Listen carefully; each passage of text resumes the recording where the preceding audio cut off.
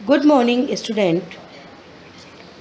हमने कक्षा 12 राजनीति विज्ञान के इकाई 1 का पहला चैप्टर पूरा कर लिया है। आज हम हमारी इकाई 1 के लेसन 2 का अध्ययन शुरू करेंगे, जिसका नाम है मूल अधिकार, नीति निर्देशक तत्व एवं मूल कर्तव्य। हम सबसे पहले मूल अधिकार का अध्ययन शुरू करेंगे। मूल अधिकार का अर्थ एवं महत्व। हमारे देश में जितनी भी समानता, स्वतंत्रता नागरिकों को दी गई है, वो बिना मौलिक अधिकारों के संभव नहीं थी। अगर हमारे नागरिकों को मौलिक अधिकार नहीं दिए जाते तो शायद आज भारत में समानता और स्वतंत्रता का ये जो नज़ारा हम देखते हैं, ऐसा संभव नहीं था।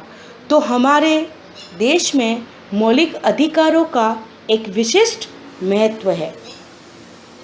हमारे संविधान के भाग 3 को संविधान का मैग्ना कार्टा भी कहा जाता है। इन्हीं में मौलिक अधिकारों का उल्लेख किया गया। मूल अधिकार का अर्थ। मूल अधिकारों की व्यवस्था भारत के संविधान की एक प्रमुख विशेषता है। मूल अधिकार उन अधिकारों को कहा जाता है जो व्यक्ति के लिए मौलिक तथा अनिवार्य होने के कारण संविधान द्वारा प्रदान किए जाते हैं और जिन अधिकारों में राज्य द्वारा भी हस्तक्षेप नहीं किया जाता। हमारे मौलिक अधिकार जो हमको दिए गए हैं, वो हमें हमारे संविधान से प्राप्त होते हैं और नागरिकों को दिए गए मौलिक अधिकारों में कोई भी हस्तक्षेप राज्य सरकार और केंद्र सरकार भी आपातकाल के बिना नहीं कर सकती। तो मौलिक अधिकार अपने आप में एक विशिष्ट स्थान रखते हैं। मौलिक अधिकारों का महत्व। मौलिक अधिकारों को मूल विधि अर्थात जो कानून मुख्य रूप से माने गए, जिसको कि हम संविधान कहते हैं, में स्थान प्रदान किया जाता है। इन्हें संविधान संशोधन की विशिष्ट विधि द्वारा ही परिवर्तित किया जाता है। अगर हमारे संविधान में संशोधन करना है तो कठोर संशोधन विधि को अपनाया जाएगा। इनका राज्य द्वारा अतिक्रमण नहीं किया जा सकता। दूसरे शब्दों में ये राज्य की व्यक्ति के विरुद्ध स्वेच्छाचारिता पर रोक है कि राज्य किसी भी व्यक्ति पर अपनी इच्छा को थोप नहीं सकता और किसी भी नागरिक के अधिकारों का अतिक्रमण नहीं कर सकता। चौथा पॉइंट, मौलिक अधिकार प्रजातंत्र के आधार स्तंभ हैं। इनके अभाव में व्यक्ति का सर्वांगीण विकास संभव नहीं है।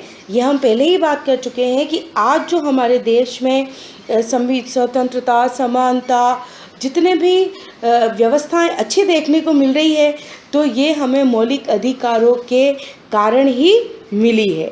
अगर मौलिक अधिकार नहीं होते तो अभी हमारे देश में जो व्यवस्थाएं हैं वैसी हमें देखने को नहीं मिलती। मौलिक अधिकारों को न्यायिक सुरक्षा भी प्रदान की गई है। इनका किसी भी प्रकार से उल्लंघन होने पर नागरिक न्यायालय का संरक्षण प्राप्त कर सकता है। हमने भारतीय संविधान की विशेषता में पढ़ा था कि अगर किसी व्यक्ति के मौलिक अधिकारों का हनन होता है तो वह सीधे सर्वोच्च न्यायालय या उच्च न्यायालय में शरण ले सकता है। तो मौलिक अधिकार वाद योग्य है। कानून उनको संरक्षण प्रदान करता है। अब हम मौलिक अधिकारों का विस्तृत अध्ययन करेंगे। हमारे मूल संविधान में नागरिकों को 7 मौलिक अधिकार दिए गए थे, जिसमें समानता का अधिकार, स्वतंत्रता का अधिकार, शोषण के विरुद्ध अधिकार, धार्मिक स्वतंत्रता का अधिकार, संस्कृति व शिक्षा का अधिकार तथा संवैधानिक उपचारों का अधिकार। इनके साथ ही एक अधिकार और था, संपत्ति का अधिकार। लेकिन 44वें संवैधानिक संशोधन 1978 द्वारा संपत्ति के अधिकार को मूल अधिकार के रूप में समाप्त कर विधिक अधिकार बना दिया गया है। तो अभी हमारे नागरिकों को देश में 6 मौलिक अधिकार दिए गए हैं, जिनका हम विस्तृत अध्ययन करेंगे। भारतीय संविधान के भाग 3 में अनुच्छेद 12 से 35 तक नागरिकों के लिए मूल अधिकारों की व्यवस्था की गई है। हम अनुच्छेद 14 से 18 तक सबसे पहले समानता के अधिकार का वर्णन करेंगे, लेकिन इसके पहले अनुच्छेद 12 तथा 13 में क्या लिखा गया है उसका अध्ययन भी करेंगे। इस अनुच्छेद 12 इस अनुच्छेद में राज्य शब्द को परिभाषित किया गया है। इसके अनुसार वे सभी संस्थाएं राज्य शब्द की परिभाषा में शामिल है जिनकी स्थापना सरकार के द्वारा की गई है, चाहे वो प्रत्यक्ष हो या अप्रत्यक्ष रूप से सरकार से वित्तीय सहायता लेती है। अनुच्छेद 13 कोई भी ऐसी विधि जो मौलिक अधिकारों का उल्लंघन करती हो, उल्लंघन की मात्रा तक शून्य होगी। अनुच्छेद 13(2) में विधि शब्द को परिभाषित किया गया है, जिसके अनुसार संसद के सभी कानून, राज्य विधानमंडल के सभी कानून, अध्यादेश, नियम, अधिसूचना तथा परिपत्र विधि में शामिल होंगे। अब हम हमारे सबसे पहले मौलिक अधिकार समानता के अधिकार का अध्ययन करेंगे। समानता का अधिकार अनुच्छेद 14 से 18 तक। बच्चों, आपको मौलिक अधिकारों को तो याद करना ही है, लेकिन इसके साथ ही साथ किस अनुच्छेद में संविधान में क्या व्यवस्था की गई है मूल अधिकारों के अंतर्गत, ये आपको आर्टिकल नंबर सहित अर्थात अनुच्छेद के नंबर सहित याद होना चाहिए। मौलिक अधिकारों के रूप में विशेष तौर से समानता का अधिकार अनुच्छेद 14 से 18। भारतीय संविधान में प्रत्येक नागरिक को समता अर्थात समानता, एक ही अर्थ है, का अधिकार प्रदान किया गया है।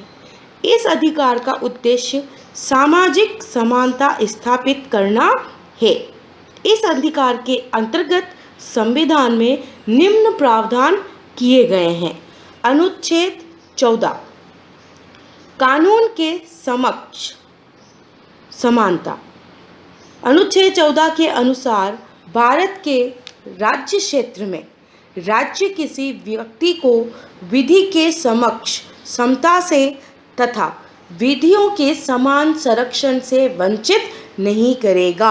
अर्थात भारत का कोई भी नागरिक है, उसको कानून के समक्ष समान समझा जाएगा और हर व्यक्ति को कानून का समान संरक्षण प्राप्त होगा।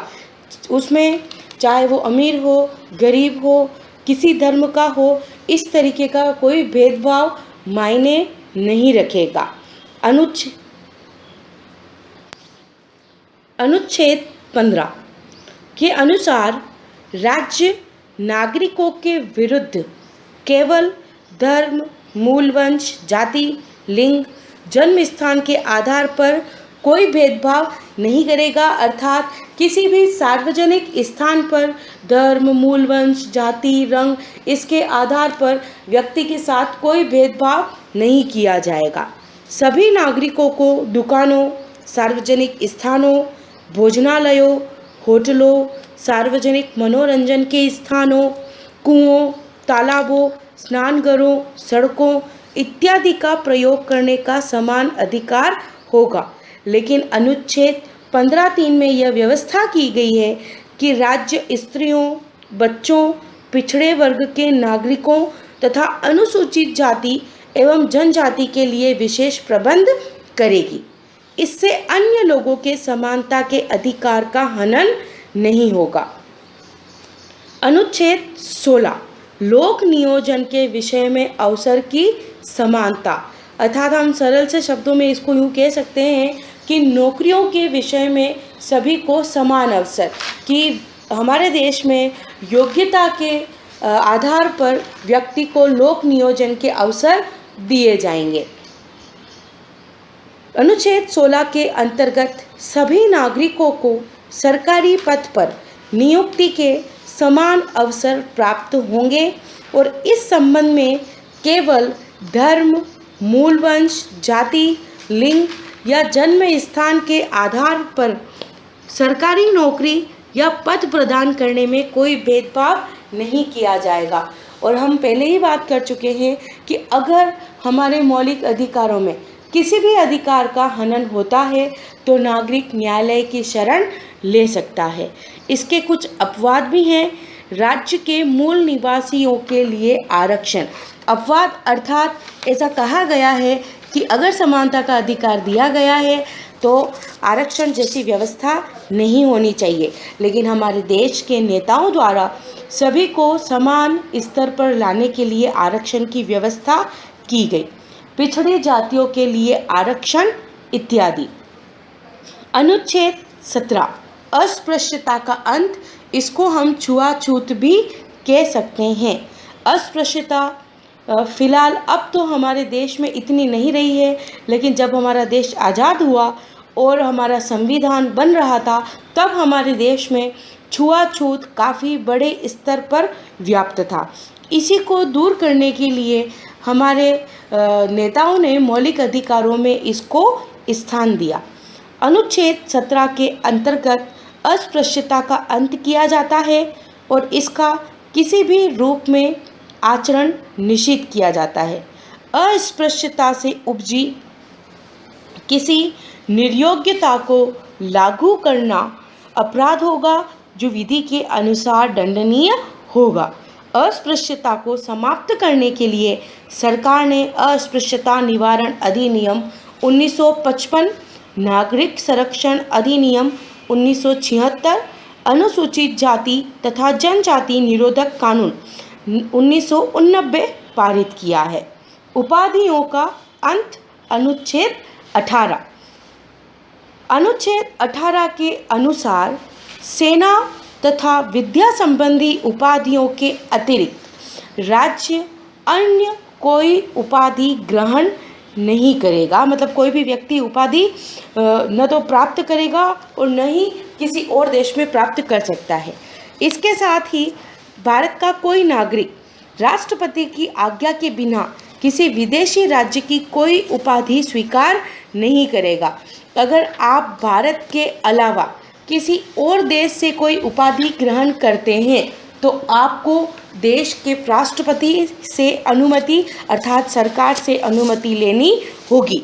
और हमारे देश की सरकार भी सेना तथा विद्या के अलावा, शिक्षा के क्षेत्र के अलावा कोई अन्य उपाधि पद के आधार पर प्रदान नहीं करेगी। ये हमारा मौलिक अधिकारों में समानता का अधिकार पूरा हुआ, जो कि अनुच्छेद 14 से 18 तक वर्णित है। आपको ये सारे ही अधिकार अनुच्छेद के अकॉर्डिंग अपनी नोटबुक में नोट करने हैं। आज का हमारा गृह कार्य रहेगा मौलिक अधिकारों का अर्थ एवं महत्व बताएं, तथा दूसरा जो हमारा प्रश्न है वो है समानता के अधिकार का वर्णन करें।